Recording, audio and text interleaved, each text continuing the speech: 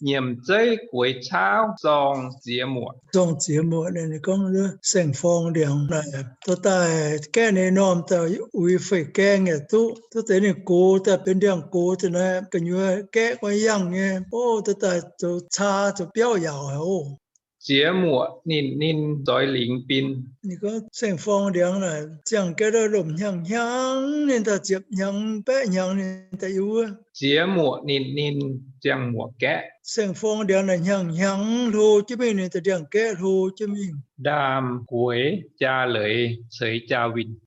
不到带有的走差走标， Dũng chuông miền này nì bùi nhầm mẹt hả nó. 那么他不背到生放超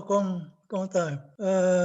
那有凉了嘛lâm lùng nghe ở chập giang giờ đau nghe chẳng cái đó kiếm chụp nhang bé nhang này thì yêu à tức luôn như chẳng hồ này nom giờ ta chơiประโยชน์อุ้ยphải keng tức thế cô ta đang kẽ giờ tức ta chỗ béo miền bằng tức chủ như miền giờ xây